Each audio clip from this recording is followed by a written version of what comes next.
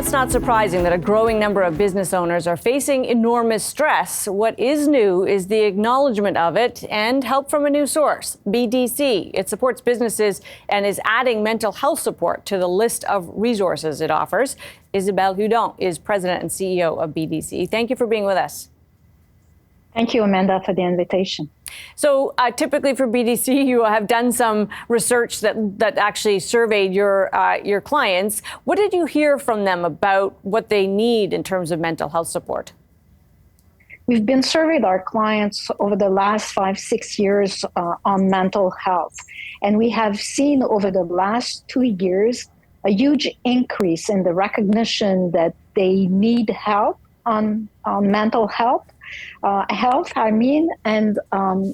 more seriously, they're now more transparent on the fact that they would, if cost would not be a barrier, hire a professional for therapy, or at least to have some serious conversations around their own mental health.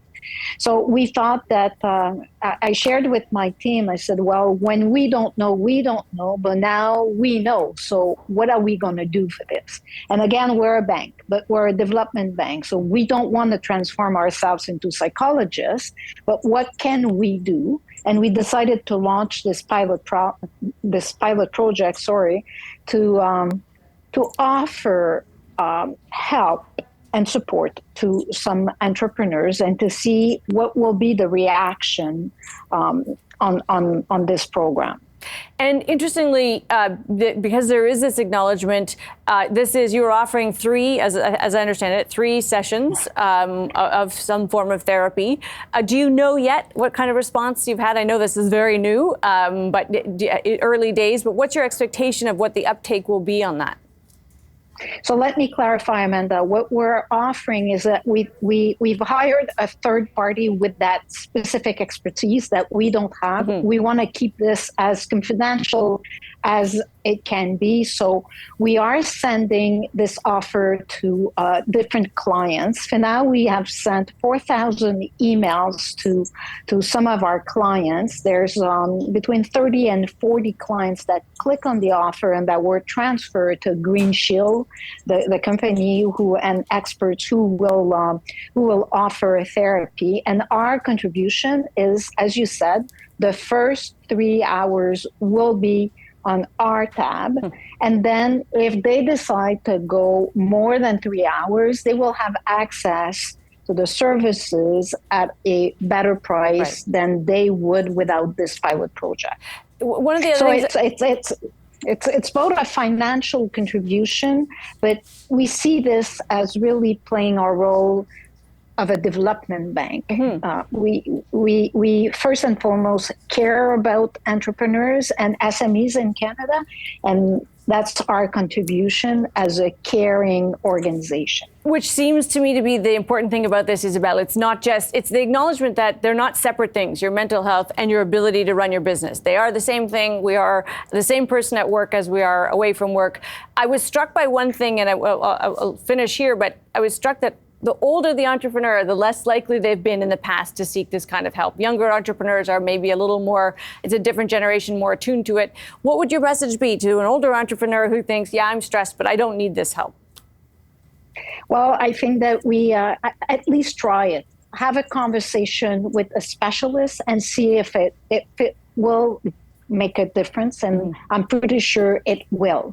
So I think that we need to keep the conversation going. Of course, the younger generations are stronger adopters to this, but we need to keep the conversation going with all generations, and hopefully we will see more and more entrepreneurs taking care of their mental health so that they don't have to deal with mental diseases. Isabelle, so good to have you for this. Appreciate your time. Thank you. Isabelle Hudon is president and CEO of BDC.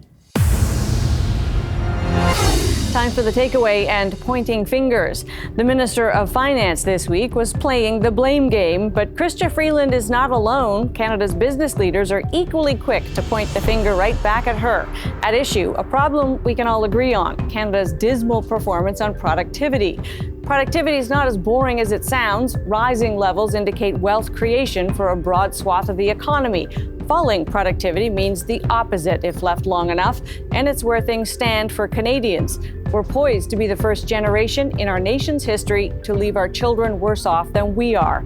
Productivity can be measured bluntly in worker output. If you have 10 workers doing a certain set of tasks and suddenly they're able to double their volume, productivity is up. Alternatively, you can cut the workers to 7 but keep the tasks the same, and productivity is also up. Either way, it usually means the business has invested in something, either more labor or new technology. In fact, technology-driven productivity has created enormous wealth in the past 40 years, and the tech knocking at our door now has the potential for an even more parabolic increase. So why isn't Canada playing this game when our trading partners seem to be? The finance minister wagged a finger at business this week, arguing that more investments should be made and a less risk-averse attitude taken, and she no doubt has a point. The Canadian landscape is full of large, stable, protected, and uncompetitive firms. At least that's the analysis of our competition czar. Business leaders, meanwhile, have a different answer. They want less government, fewer regulatory hurdles, and more certainty about the future, and, of course, lower taxes. Which side has it right? The answer is, of course, both. We need businesses to want to step up, and we need government to be smart about getting out of the way. My takeaway? We're way past the point of identifying the problem here. For the sake of Canada's future, it's time for less talk and more action. That's Taking Stock for this week. I'm Amanda Lang. Thanks for being with us.